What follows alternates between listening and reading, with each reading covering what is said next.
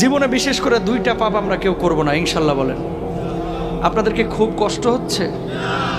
দুইটা পাপ জীবনে করবেন না, সবাইকে অঙ্গীকার করতে হবে আজকে। কয়টা?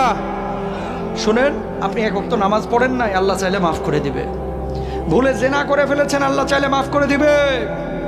ভুলে একজনকে গালি দিয়ে ফেলেছেন, আল্লাহ চাইলে মাফ করে দিবে। ভুলে ফজরের নামাজে জাগতে পারেন নাই বা ইচ্ছে করে জাগেন না, একদিন আল্লাহ চাইলে মাফ করে দিবে। রোজা একটা করেন না, আল্লাহ চাইলে মাফ করে দিবে। দুইটা গুনাহ এমন আছে যেটা আল্লাহ কখনো মাফ করবে না। কয়টা?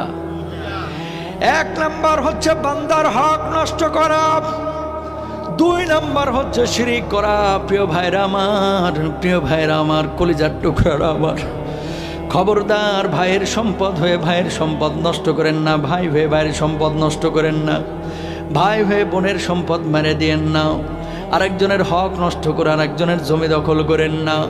আল্লাহর কসম করে বলে কিয়ামতের ময়দানে আপনি মাপ পাবেন না। বিশ্বনবী বসে আছেন এইভাবে, আল্লাহর নবীর কাছে একজন সাহাবীর লাশ আনা হলো। নবীজিকে বলা হলো, নবীজি তার জানাজার নামাজটা পড়ায় দেন। আল্লাহর নবী বললেন, না, তার জানাজার নামাজ আমি পড়াবো না। সাহাবীরা বললেন, নবীজি কেন তার জানাজার নামাজ আপনি পড়াবেন না? রাহমাতুল লিল আলামিন বিশ্বনবী সাল্লাল্লাহু আলাইহি ওয়াসাল্লাম বললেন, ওই ব্যক্তি ছিল ঋণগ্রস্ত, ঋণ পরিশোধ করে নাই, এই কারণে আমি নবী তার জানাজার নামাজ পড়াবো না। বলুন।